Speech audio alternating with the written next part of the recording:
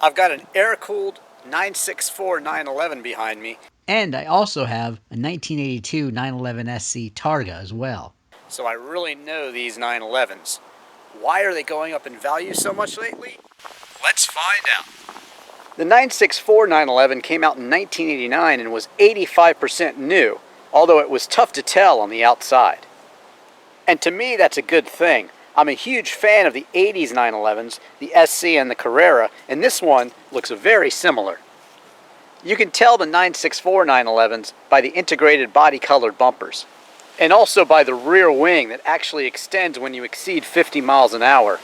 Visually, there's no difference between the all-wheel drive Carrera 4 and the rear-wheel drive Carrera 2, except for the number on the back.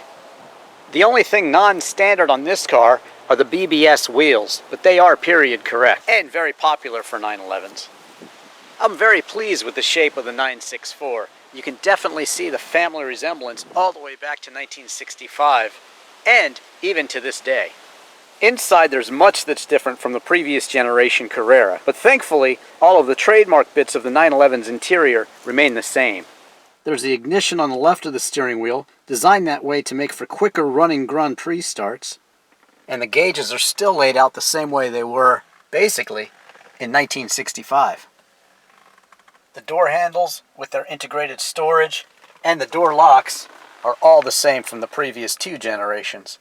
The rear defrost, fog lights, and cigarette lighter are all familiar to previous generation 911 owners. And the power window switches remain the same as well. The power seats with lumbar support are also similar to the last generation and the generation before. They're also very comfortable and supportive too. Back here you usually find two jump seats, but in this case it's a storage rack and some nice large speakers too. The steering wheel has been upgraded. It still says Porsche on there, no emblem now, but that's because there's now an airbag inside. And there's a passenger airbag too for safety, which is great. The glove box remains. In this case there's a hookup for your iPod and remote. There's a Pioneer stereo system, and now an upgraded heating and ventilation system. The two buttons on the left control the level of air conditioning. This is the fan speed here. These control the level and flow of air, and this is the temperature, plus your defrost button and recirculate. In the center here, just below the ashtray, you get your hazard light switch. You also get your power locks right here. This one is actually to turn off the warning lights. This one is the first 911 to have actual warning lights for certain things that can go wrong. They show up on the dash over here to make sure things are running well. If not, you'll see a light. And just below those buttons on the left, this one controls the rear wing. You can actually keep it up all the time if you want. And the button on the right here controls the traction control. Now, you can totally lock the differential if you get stuck, but it's not recommended to do that unless you are stuck. It only operates below 18 miles an hour, and it automatically cancels above 24 miles an hour.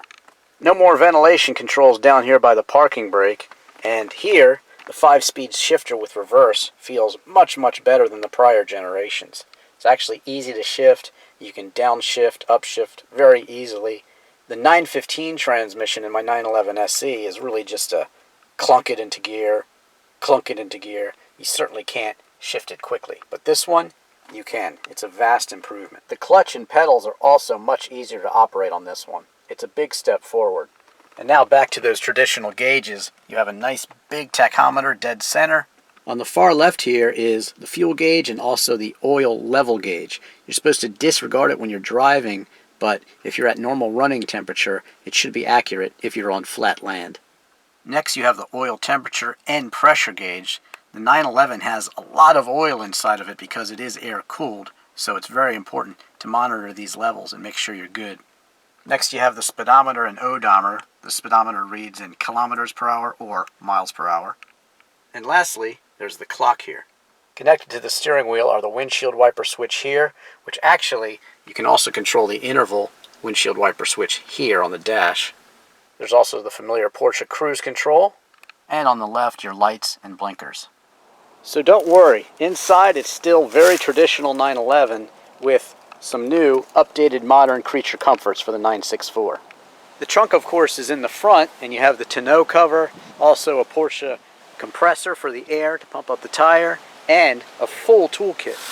Powering the 964 911 is an air-cooled 3.6-liter single overhead cam 6-cylinder, which produces 247 horsepower at 6,100 RPMs and 228 pound-feet of torque at 4,800 RPMs. That's good for a 0 to 60 time of 5.5 seconds with the manual transmission and 6.2 seconds with the Tiptronic. Top speed is 163 miles per hour with the manual and 159 miles per hour with the Tiptronic. The quarter mile time is 13.6 seconds with the manual transmission and 14.1 seconds with the Tiptronic. You can expect 15 miles per gallon in the city and 23 miles per gallon on the highway. The 964 weighs just over 3,000 pounds.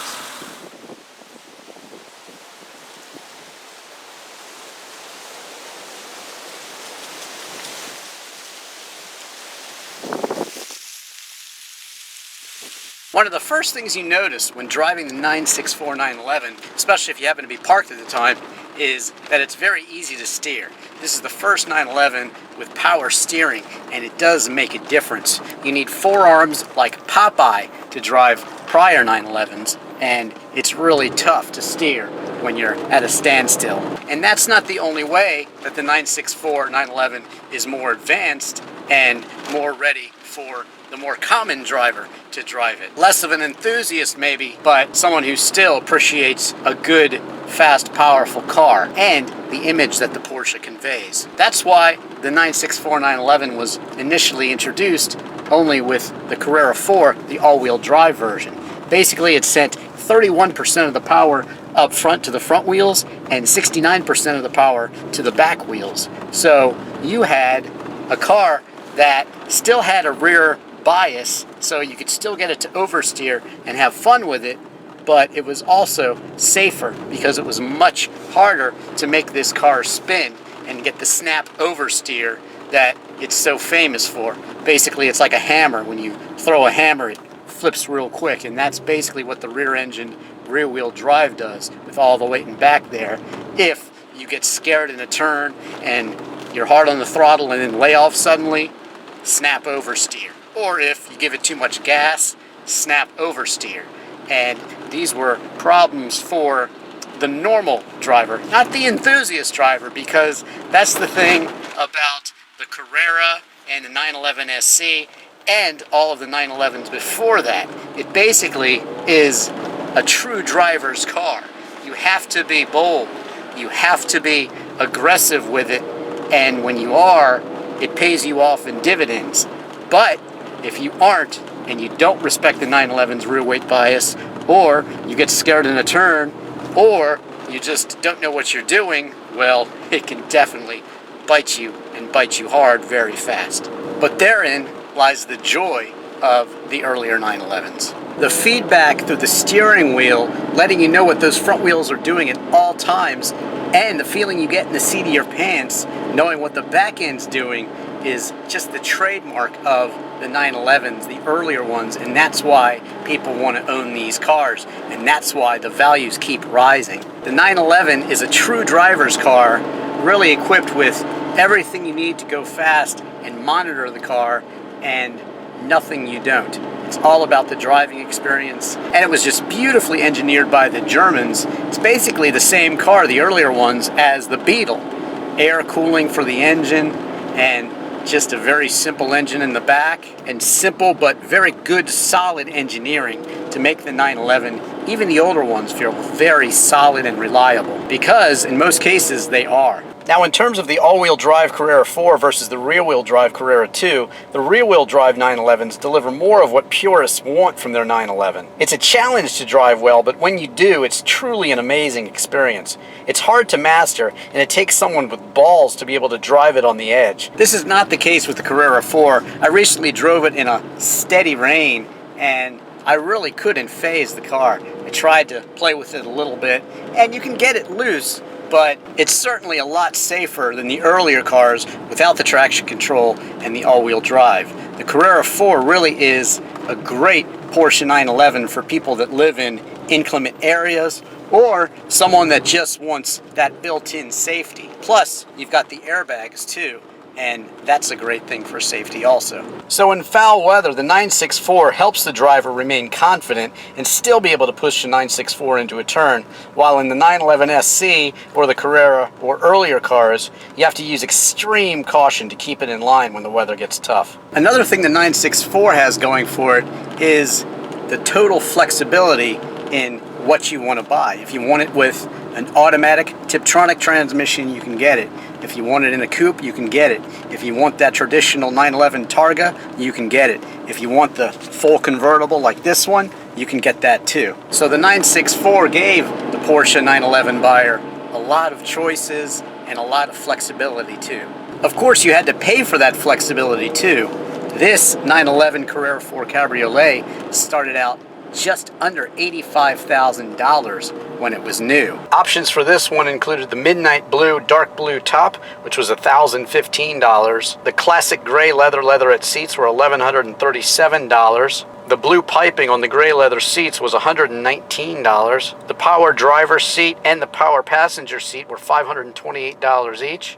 Lumbar support was an additional $553. And it also came with the subtle leather, and that was $375. After the $1,300 gas guzzler tax and destination, you're out the dealer door at just under $91,600. Wow. So as you can probably tell, I'm a big fan of the air-cooled 911, and to me, it just totally makes sense that they're going up in value. I think they've been undervalued for quite some time. So what are they going for? Well, recently, I actually saw a 912, which is really the poor man's Porsche 911, going for $10,000, and that one was an absolute basket case. It had no engine, no transmission, and it basically looked like a junk heap. I mean, it was in really bad shape. It needed body work, needed interior, basically. It needed everything. That one was bid up to $10,000, and the auction wasn't even over yet. But for a real driver that's just okay, you can expect to pay at least $20,000 for a more common 911. The turbos, the RS, the Club Sport, and Special Editions are going for anywhere between $60,000 and $100,000, or far more for very rare, low-mileage examples with a good history. They say you should buy the newest air-cooled 911 that you can afford, but the 60s and 70s ones these days are definitely at a premium. Those will cost you at least $45,000 all the way up to $100,000 for the really nice low mileage cars. Experts also say that a high mileage car is better than a low mileage car if it has documented history, documented receipts, and you know where it's been. Maintenance is extremely important for 911s, and this one has been well documented.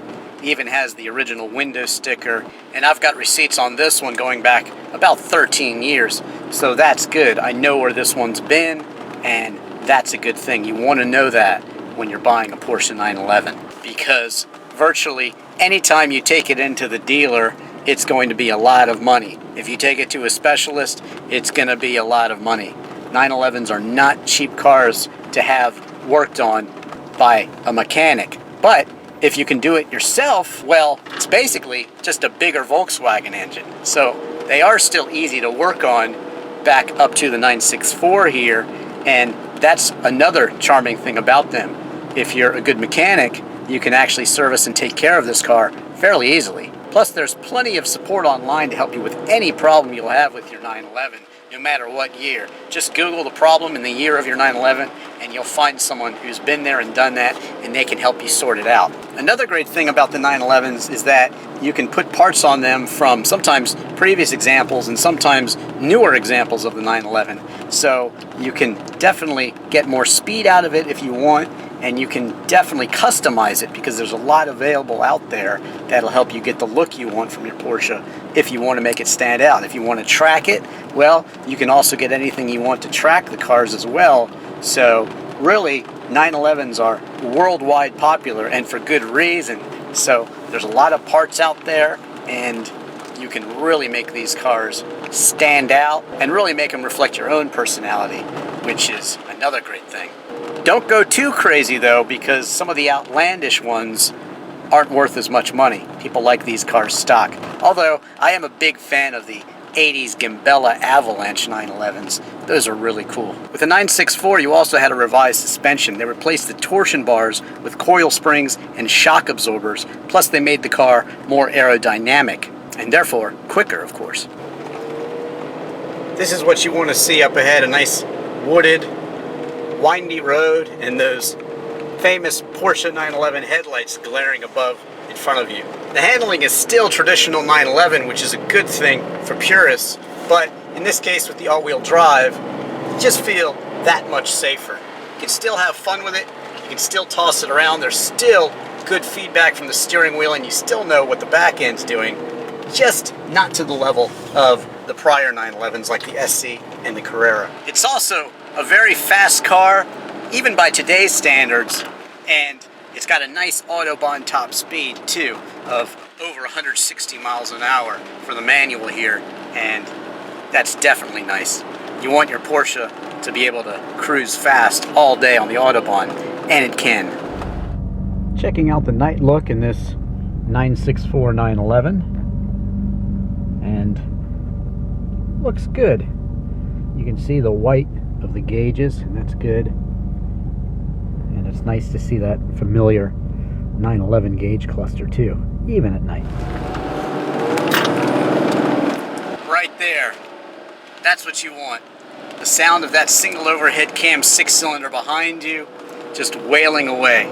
It's unmistakable Porsche 911. That's why these air-cooled cars are going up in value, because they're such a unique sports car, because of the sound, because of the way it feels to drive it fast, because it's a bit quirky, but yet so smart in its execution, because of the incredible feedback of the steering wheel and the seat of your pants. You might very well lose control in a turn, as I said, if you don't know what you're doing, but you will have been warned first. These air-cooled 911s are going up in value because it's a tiny, excellent handling sports car that can fit up to 4 people, and it still has a trunk. You can use it as a daily driver. It's reliable. It's solidly built. It's just an excellent all-around sports car, perhaps the quintessential sports car. And if you know what you're doing while driving it, it can reward you in ways that other cars just can't. So if you want an air-cooled 911 like this 964 here, I suggest you do it quickly, because they are on the rise, and for good reason. Thanks for watching. Don't forget to subscribe to me on YouTube. Don't forget to follow me on Twitter. I'm Drivin Ivan.